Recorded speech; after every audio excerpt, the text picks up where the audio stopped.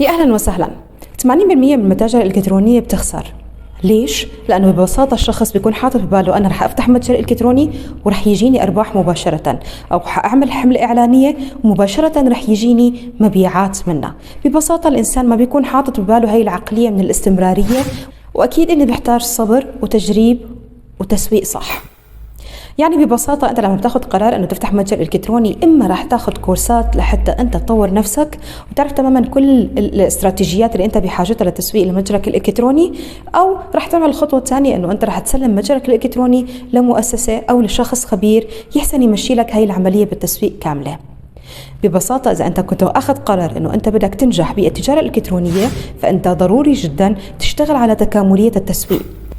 ولما أنت بتاخذ قرار أنه تاخذ الخيار الثاني، تمام، انك تتعامل مع شركه تسويق، لازم من كل بد تشتغل على موضوع الاستمراريه. فما في مجال ابدا انك تاخذ فكره انا رح بلش اجرب معهم شهر، اذا نجحوا كان بها، ما نجحوا بالنهايه هذا التسويق يحتاج لحتى تبين نتائج 6 اشهر 3 اشهر. لازم شوي شوي تكون عندك صبر واستمراريه على هي القصص. وهي كانت من اكبر المشاكل اللي بنعاني فيها مع عملائنا، اللي هي موضوع الاستمراريه، موضوع الشخص يفكر حاله فايت يطلق حمله يجيب مبيعات مباشره. ببساطة هي العقلية ما بتنجح بالمتاجر الإلكترونية، لذلك نسبة 80% من المتاجر عم تخسر أو عم تفشل، عم تنسحب وإلى آخره.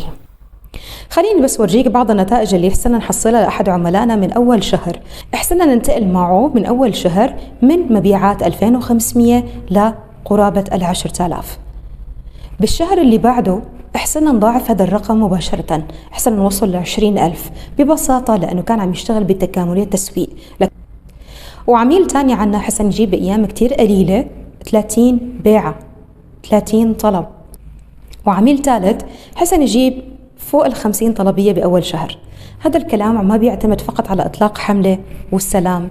بالنهاية أنت لو بدك تشتغل بهذا المجال وحابب أنك عن جد توصل لرقم حاطه ببالك، أنت لازم تشتغل على موضوع التكاملية، موضوع الاستمرارية والصبر.